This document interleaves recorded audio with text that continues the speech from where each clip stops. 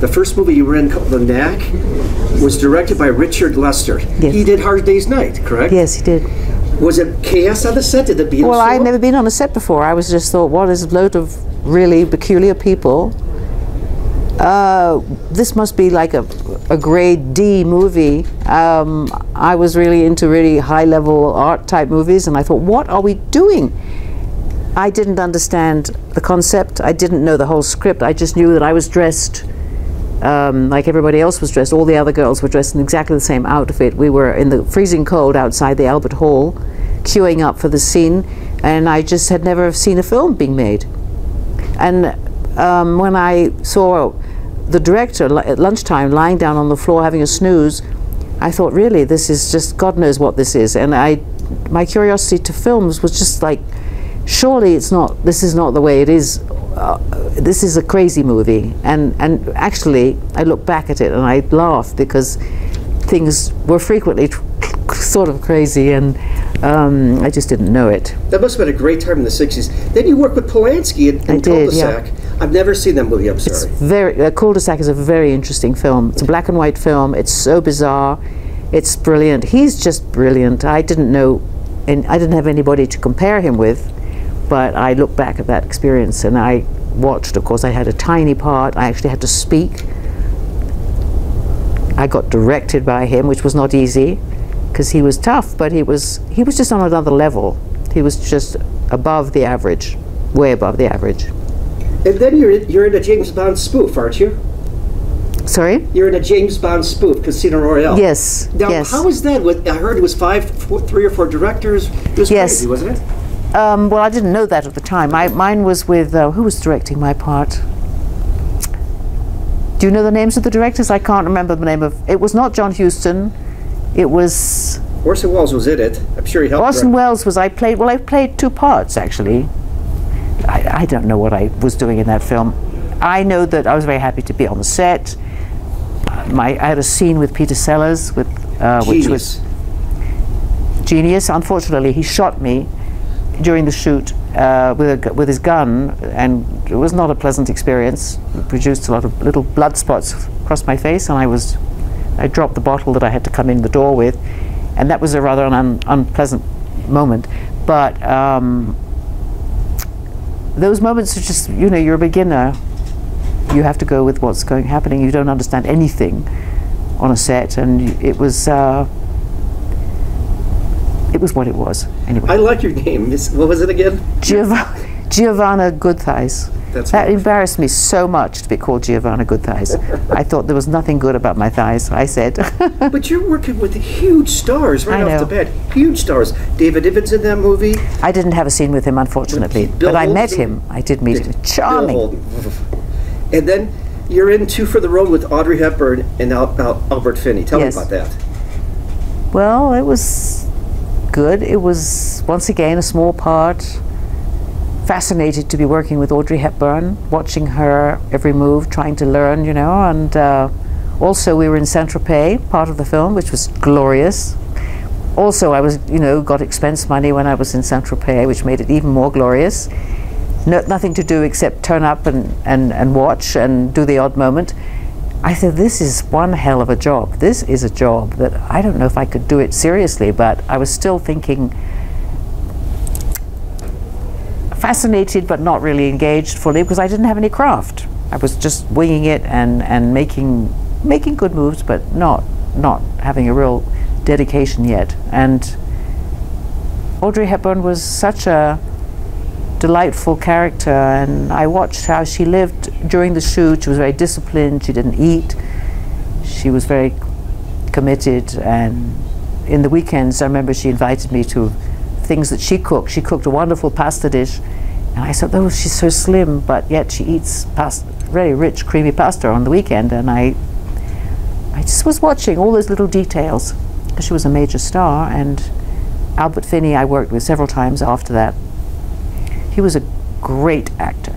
Well, he's great. He was a great actor, and no, I just was like a fly on the wall, really. I didn't have any sense of myself, really. I just said, just watch, learn, be quiet, don't be a nuisance, don't ask for anything, just be really well mannered, and just just so people think, well, she's really pleasant to have around. That's really important, that you be pleasant and not whining and behaving like you're some kind of a upstart person. You know, it's just the worst. You've got to.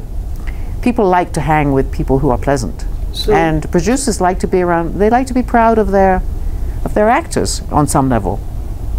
So I learned that quite early. So you got along with people, because not every actress is that way. You know that. No, I'm told that they can be different. Well, I didn't feel that I had enough training to be able to ask for anything. I thought if they're older than me and they've been doing it longer than me, I must listen to what they say. I wasn't combative, or sometimes I didn't understand what was being asked of me. But I remember on the Polanski movie, he wanted me to, suddenly he said, well, it's a cold night, we're on this terrace of this castle, and everybody wants to go home, and I've got 5 other actors, and he said, okay, I want you to give an insane laugh. And I thought, well, not only do I not know, haven't learned how to laugh on, technically to do it, and it's an insane laugh as well. It was the most terrifying moment, and I didn't know how to do it. And he said, well, and the actress who was the star of the film, Françoise d'Orléac, she said, tonight we'll go for a walk, and I'm going to teach you how to laugh. I said, oh my God, the heavens have opened, and somebody's going to come to my rescue. And she did teach me. And then the next morning, I was all ready to do it. And he said, oh no, we're not going to do that. Just turn on the radio instead. But this moment's happened all the time. You train for something, you learn it. Learn the guitar, learn something you've never done. It happens all the time. And then they say, we're just going to use a click, click, click, click, cut from there and onwards with the thing. And I remember one film where I had to learn an opera thing, a long 10-minute sequence of opera. And it kept me up for 3 months. 3 months I was studying it. In the middle of the night, I'd be trying to do this opera moment. When we got to it, said, okay, I can see you've been working very hard. Onwards. And that was it. I said, oh dear, this is things I don't like. But I've gone off your subject, I'm sorry. The next year's your breakout year, 1968. You become a huge star. You're in some big, big movies. Tell me about working with Sinatra in The Detective. Sinatra was very kind. He was going through a marriage problem. He was supposed to be working with Mia Farrow because she was doing the Polanski movie, the Rosemary's Baby, and he needed her to come and join him on The Detective, but she couldn't do that because she was shooting with Polanski, and their marriage was going through a problem. And I was cast completely out of the blue. I had no idea who cast me, how it happened, and suddenly I was told to go to makeup, and I had a contract with 20th Century Fox, and suddenly I was thrown into this publicity thing, and I did my week or so of scenes with Sinatra.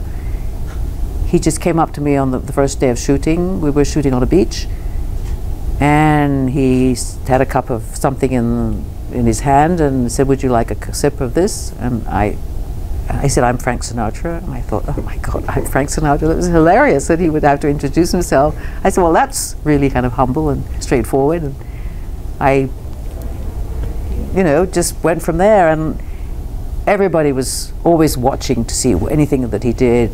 They were always looking for gossip. They were hoping for gossip. Any look that he looked at anybody, they were making up, stories.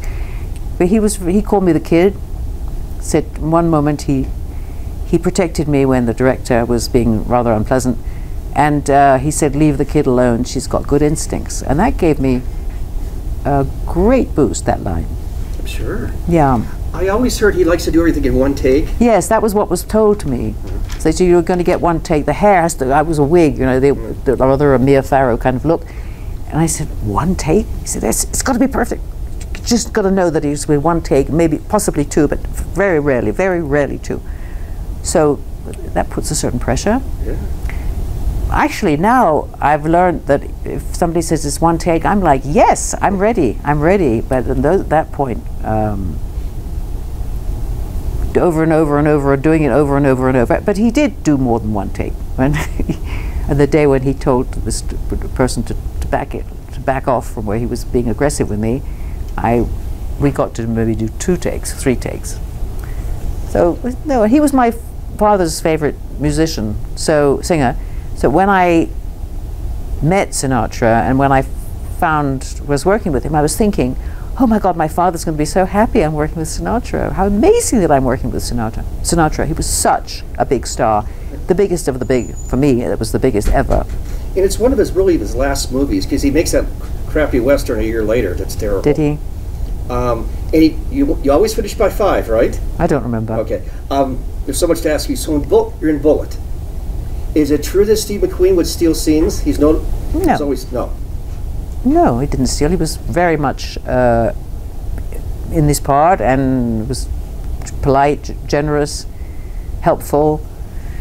I was very green then too. I was nervous. The shooting had gone on a long time, and I was waiting to shoot, and it kept getting put off. And I thought, well, oh my God, my small part, it must have been reduced to 0. Will I ever do the scenes that I had in my script? And so when I got there, finally, I didn't feel that I was really up to it. And the director was patient, and Steve was good. And he said to me, because I had to drive him, on the freeway and in the car, he said, "You're a good driver for a woman." I said, okay. But he had his eyes closed in the car. You win a Golden Globe for The Sweet Ride, correct? I think I got nominated for a Golden Globe, yes. And wasn't Bob Denver in the movie? Yes, he was, yes. I was oblivious of all of that. I had no idea what awards were, Golden Globes, anything. I didn't have a publicist. I was completely doing everything on my own. I had no idea about awards, and I didn't even know when it happened that it had happened. There was no one to tell me that, it's coming up and you've been nominated. But you have a manager, though, right? No, I didn't have a manager. How are you getting all these jobs? I just had an agent. Oh, you had an agent, okay. One thing leads to another. But I didn't ever have the peripheral people. I never had an assistant. I never had, what do you call the people who follow you around? The glam team. I never had any of that. I didn't want it, and just felt it was my own adventure and I could handle it. I didn't ask for my agents to come in on situations which were difficult. I said, I've got to sort this out myself, because I didn't want someone to speak for me, really. I was very, very independent and scared to death. Well, you're picking great. Next, you're in Airport. Airport's it's a great movie. It's a good movie. Blockbuster for the time, right? Yes, it was. What was it like working with Dean? It was great. Dean Martin was so fun. Was he? It was like 2 different movies. Burt Lancaster was very serious in his stuff. When Dean was on the set, it was just joke, and walking around with apple juice and pretending he was drunk and just being adorable. He was so fun. All of us girls, we were just all crazy about him and hanging on every word. And he would talk about his life, and he would talk about his relationship with Jerry Lewis, and you could sense that he'd had times that were difficult, but he still seemed to enjoy the idea of what was the team? There was Sinatra, Rat Pack. Yeah. Did anyone ever show up on the set at Airport? Any of the guys, like Sinatra, any of the guys? No, he didn't turn up on the set. Okay. No. A movie I don't know. I wanted to ask you about this movie, Stand Up and Be Counted. Stand Up and Counted was like the first women's lib movie. Yeah. I played a journalist, and my mother was the woman. I was against the women's movement in the story. My mother was all pro the women's movement, and that was quite an interesting project. Most women had been living very classical female lives until that point. I certainly was. I was living with someone, and I never wanted to be married, and I was living as if I was married and doing everything and doing all the cooking, and people would always say to me, well, why do you do this? You're not married. Why don't you? I said, no, I don't want to. And I did start to feel that I was doing too much, and I was feeling a bit like the slave. But that's part of my personality. I mean, I have that element in me. There's that sort of serving. I believe we're here to serve, so to some degree. And I wasn't aware to what point I'd got with this annoyance of always doing everything. Until there was a scene where there were like 60 women, all in one scene. And people started to break down. People started to cry. People started to show their own frustration in their lives. And I remember thinking, oh, well, this is all a bit emotional, and, why don't they just get on with it? And I was fighting the idea in my own mind that women's movement would be something important. I thought, well, the people so many women are exhausted. They want to have a day off, not to go, go to work. And I couldn't really understand why a whole section of women wanted to go to work when so many women were over exhausted, and and I felt that was an economic thing. I didn't like it. But that meeting when we were like 60 women started, and the director was very sensitive. And I said, golly, I'm angry too. I'm angry too. I'm tired of doing everything. I loved the guy I was doing everything for, but I was starting to see this is not fair. I started to think. Jackie Cooper directed. Jackie Cooper. The child star. Yes. Yeah. And he understood that he was on maybe a little bit shaky ground because he was a guy and he was directing it, but he handled it really well, and the sort of floodgates opened to some people, and then the movement started to, criticisms of their relationships and stuff, and it was very interesting. Truffaut just died a few months ago, correct? No, he died in 1984. Who just passed away? Belmondo. Yeah, I get people mixed up. Okay, sorry. Day and Night, was it a hard shoot? It wasn't a hard shoot. It was just that I didn't speak French. I had to really study and try and do it in French. I was very intimidated, very thrilled to bits. I was treated well. Working in another language, you have less options, and I couldn't join in the chit chat on the set. I couldn't make a joke. I couldn't really join the humor level because I didn't speak. I had schoolgirl French, which was definitely not enough. But I thought you spoke French. I didn't learn French till later. Okay. I had a schoolgirl French. Belmondo, I think he's like the American Burt Lancaster. I think he's great. I took a couple pictures of at the Turner Classic Film Festival 10 years ago. Yeah. I really like him. What was it like working with him? He was very, very coordinated human. He was just incredibly athletic, capable of being a very good actor, but very loving being the buffoon, loving making jokes, loving making vulgar jokes, loving life with his pals, loving boxing. He loved boxing. He was a gas. He's a guy's guy, it looks like. Yes, I think he was a guy's guy. What was the name of the movie? I always say the French. Le Magnifique. Yeah, it's a fun movie. Judge Roy Bean, was that a tough shoot? No, it wasn't a tough shoot, but it did require me to do my first American accent and handle a gun and go to. We were in. Where did we shoot it? Somewhere around here, I think, maybe, because I remember there were cactuses with snow on them. Oh, and where would it have been? Which state would it have been? I'm not sure.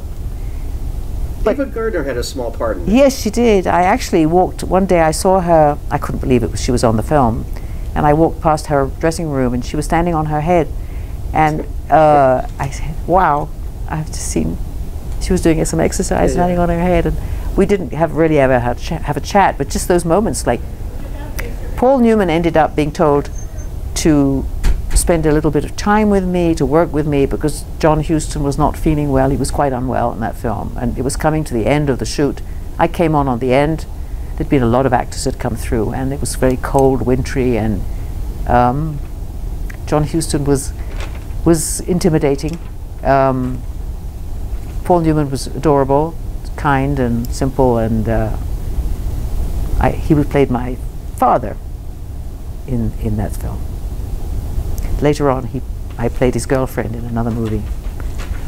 Okay, I don't want to say his name. Marcello Mastroianni is great too. What was it like working with him? Marcello Mastroianni. Sorry. Right, it's all right. This was not an easy film for me. I didn't speak Italian.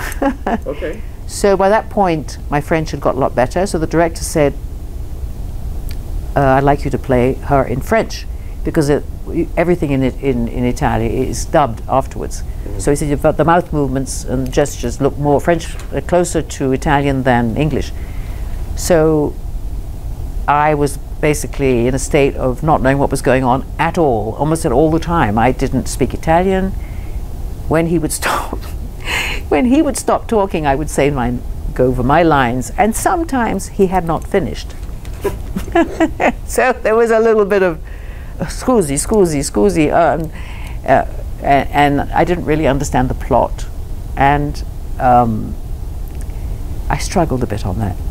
But the side of shooting in Italy, you know, where they have very refined artists who do makeup, hair, all that side of things is beautifully handled. And I was playing the wife of a very rich industrialist, and I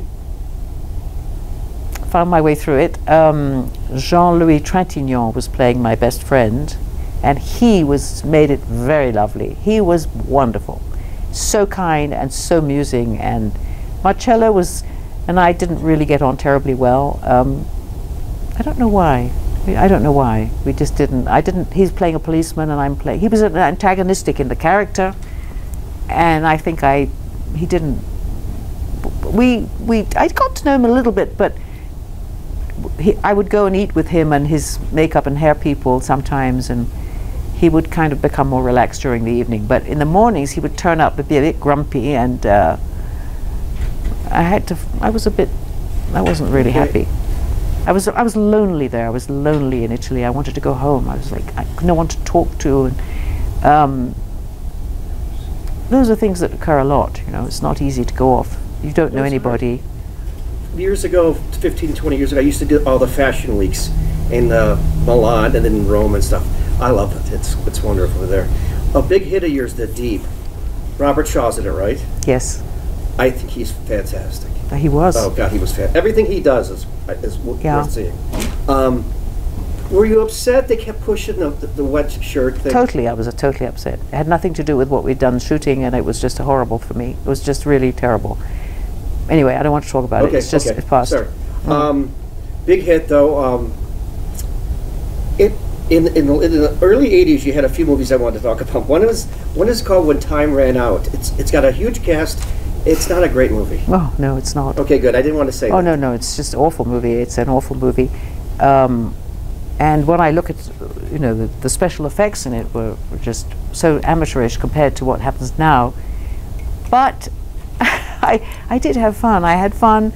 Paul Newman again, and I'm blanking who. Bill Holden's in it, right? Bill Holden, yes. Bill Holden was lovely, and the actors were fun. We were all in Hawaii, and I used to cook I used to give these. I would do cook-ups and serve people and dinners, and we would have fun. But the film was really not good. But you knew that while you were making it, right? Well, I didn't know. Okay. No, I didn't know. I'd enjoyed The Towering Inferno. I'd seen that. I thought that was a good film. It was genre, and Owen Allen was somehow endearing. He was a kind of boss figure. He liked to be respected and boss. He loved to give. You know, he was in charge of things. But I couldn't imagine that that the volcano aspect. First of all, I couldn't imagine that the story was based on a reality that could happen. Of course, it happens all the time. But I didn't know that at the time. Running away from a volcano, escaping an island, that was a pretty hairy thought. And but when I saw what looked to me like the chicken soup from the caterer coming down the hillside, I was like, "What? That's supposed to be the..." Anyway, I laugh about that aspect of things in retrospect. But I had a good time doing it. You worked with Laurence Olivier. That must have been something else. I actually didn't get to work with him. I got to have dinner with him because I wasn't in the scenes. Oh. Later, you know, he was in the movie. I didn't have my part. I never met him there, but I met him later in Paris, and I was invited to a dinner where he was so unlike his image. He was so funny and so curious, and he wanted to eat. I was having dinner with he and Nina Ricci, who's a fashion lady in Paris, and I was with them for dinner. And he just wanted to taste everything that we had. And wanted to taste all the drinks that we had. He was just so young at heart and actually very, very lovely. And then after that, I think he started doing some movies that really were not really shouldn't have been doing them, including the Inchon. It was not a good role for him. Clash of the Titans, remember that? I didn't see that. He plays Zeus. Anna Karina. That was a project I adored doing. Did you watch the Garbo movie, or did you? No, I didn't ever. I just read the book. Okay. The book gave me everything. Okay, I didn't know if you watched that. In the 90s, you started doing a lot of smaller roles in foreign films. Why?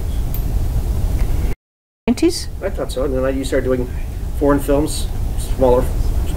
I can't remember in the 90s. Okay. I can't remember. It wasn't a rich period of films. I don't remember. Okay. You see, in the 80s I did Forbidden, I did Anna Karenina, I did yeah, my career was going through a difficult moment. Okay. I couldn't find anything really great. Then you did some biblical stuff. Yes, yes. It was that they came in a whole. It was a funny thing because I was living with a Muslim man, Turkish man, and he was wonderful. He was absolutely wonderful.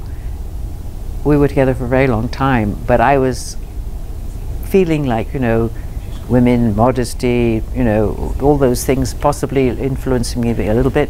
And I didn't want to be, I was turning down things there was sex and stuff, and I didn't want to be doing those scenes and making him jealous or whatever, blah, blah, blah. And so I did, I played the mother of Jesus. We got to end up soon, sorry. Mother of Jesus, then I played the mother of Joan of Arc. Then I played Sarah, the mother of the world, I think, with Abraham. And then one day I was watching television with my friend's children, and I realized, I said, I can see they don't like me shrouded, constantly shrouded. And I said, I'm not going to do this anymore. I'm not going to do any more of these projects. Much as I loved doing them, I loved being in Morocco, they were magnificently done. But I said, no, I'm going to do something else. And I took a role where there was a touch of, a little bit of femininity, sexuality. And that was that, and the end of that period. I don't want to cut you off, but no. You got some. Well, last question: was there ever someone you wanted to work with that just couldn't, like a Valentino or something? Was there anyone that you always dreamt of doing something? Well, I would like to have worked with Brando, if I could ever have found a role with him. I thought he was wonderful. I don't know if I could have functioned though. I would have been completely like all gaga, you know, watching him. He was so beautiful.